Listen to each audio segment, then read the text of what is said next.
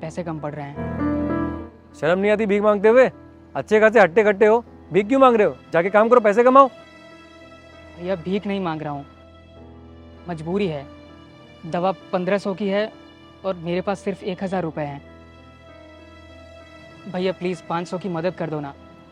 मेरे पास जब होंगे मैं आपको वापस दे दूँगा। आप मुझे अपना नंबर दे दीजिए।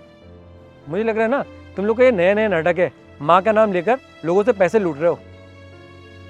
नहीं नहीं भैया, मैं सच बोल रहा हूँ। ये देखिए, मेरे पास दवा की पर्ची भी है। अगर आपको यकीन नहीं हो रहा है तो आप खुद चल के दिलवा दीजिए मुझे। कहाँ ना जाऊँ यहाँ से?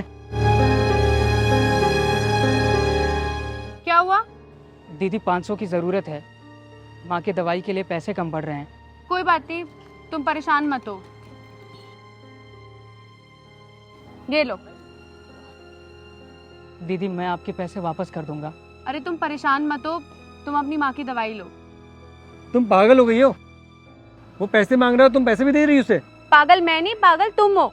एक तो उसकी मदद नहीं कर पा रहे हो और ऊपर से उसे फालतू सुनाई चले जा रहे हो। अरे अगर कोई परेशान है तो उसकी मदद कर दो। शक्ल से तो ठीक ठाक घर के लगते हो और किसी की 500 तक की मदद नहीं कर पा रहे हो। और वो छोड़ो, कोई दूसरा कर रहा है तो उसको भी मना कर रहे हो। तुम्हें क्या लगता है वो झूठ बोल रहा है? अगर वो झूठ बोल रहा था तो वो ये नहीं कहता कि चल के मुझे दवा दिलवा दो। अगर तुम किसी की मदद नहीं कर सकते ना तो किसी को उल्टा सीधा तो मत बोलो।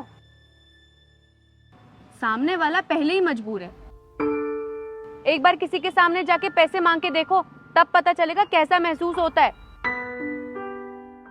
इंसान मजबूर होता है ना तभी किसी के सामने हाथ फैलाता है, वरना किसी को खुशी नहीं मिलती है किसी दूसरे के सामने हाथ फैलाते हुए। अरे कोई इंसान अगर परेशान है तो उसकी मदद करो ना। भाई जाओ, आप अपनी दवा ले लो। दीदी मैं आपके पैसे पक्का वापस कर दूंगा। आप मुझे अपना एड्रेस या नंबर दे दीजिए।